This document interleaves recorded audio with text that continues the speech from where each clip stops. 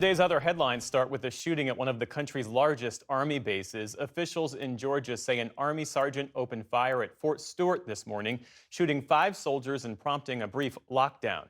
The base is about 40 miles southwest of Savannah and is home to thousands of troops in the Army's 3rd Infantry Division and their family members.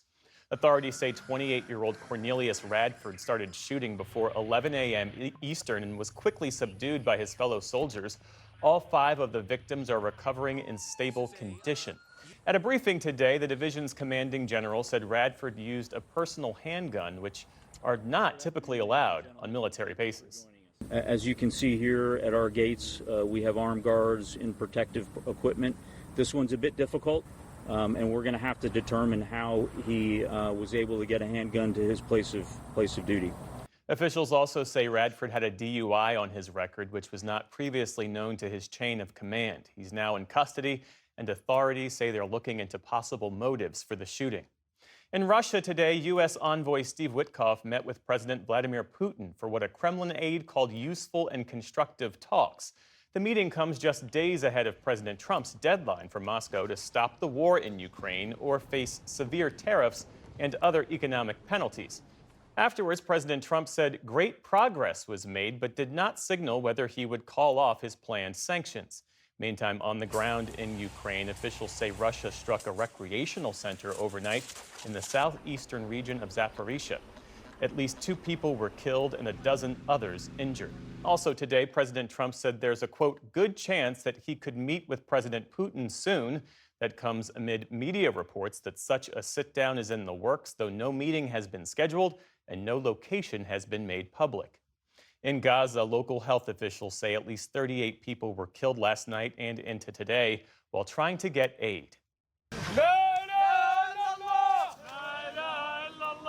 A relative of one man killed said he was shot in the head while trying to get flour for his parents. The Israeli military said it fired warning shots at crowds that approached its forces. Beyond that, hospitals in Gaza reported an additional 25 deaths from Israeli airstrikes since yesterday. It comes as Israeli Prime Minister Benjamin Netanyahu may be ready to announce further military action in Gaza, including a potential plan to fully reoccupy the territory.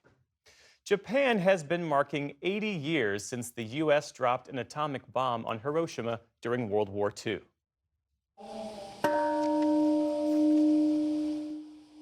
At a ceremony today, a moment of silence signaled the time of the blast 8 decades ago. The U.S. ambassador joined representatives from 120 countries as Hiroshima's mayor warned of nuclear threats that still exist today. The bombing back in 1945 flattened the city, killing some 140,000 people. The U.S. dropped another bomb on Nagasaki 3 days later. Japan soon surrendered. Today's anniversary could be the last major milestone for many survivors, as their average age is now over 86 years old. Here at home, a massive fire in Central California is now the state's largest blaze of the year. The Gifford Fire has scorched some 131 square miles and was less than 10% contained as of earlier today. It's just one of dozens of large wildfires burning across the West, including the Dragon Bravo fire, which has burned more than 200 square miles in Arizona's Grand Canyon. Wildfires are also raging overseas. In southern France, a blaze that started Tuesday has claimed 1 life and injured more than a dozen others, including firefighters. The country's prime minister visited the scene, calling it an unprecedented disaster and saying that climate change is to blame. Today's event is linked to global warming and drought. We need to think about this with local elected officials and professional leaders, with parliamentarians and the government. We need to think about what tomorrow might bring. That fire in southern France has now burned an area larger than the entire city of Paris.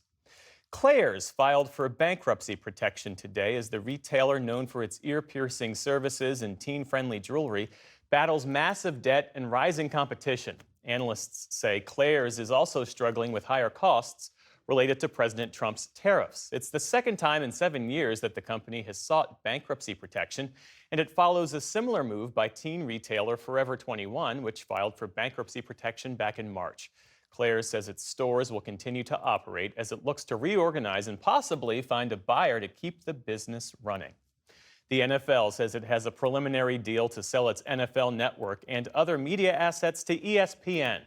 Under the framework agreement, the league would sell the NFL network, NFL Fantasy, and the rights to distribute the Red Zone channel to cable and satellite operators.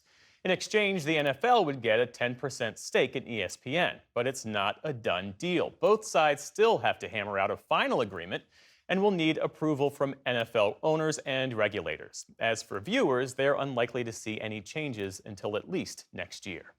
A spike in Apple shares fueled gains on Wall Street today on news that it'll invest an additional $100 billion in manufacturing in the U.S. That helped offset the latest tariff concerns after President Trump threatened to double tariffs on India to 50%, in part as punishment for continuing to buy Russian oil. The Dow Jones Industrial Average added roughly 80 points on the day. The Nasdaq surged more than 250 points. The S&P 500 also ended firmly in positive territory. And actress Kelly Mack has died. She was best known for her role as Addie on the acclaimed zombie horror series The Walking Dead. It was one of her many TV credits. Please, take him. Tell me what's wrong. It's me. I'm what's wrong. She also landed parts on hit dramas like Chicago Med and 911, among others. In January, she posted on social media that she had been diagnosed with a rare form of cancer. Her death comes as rates for some cancers are rising among young people, especially women, even as cancer deaths overall are on the decline. Kelly Mack was just 33 years old. Still to come on the NewsHour. The Justice Department reportedly orders a grand jury probe into allegations over Obama-era officials and Russian interference in the 2016 election.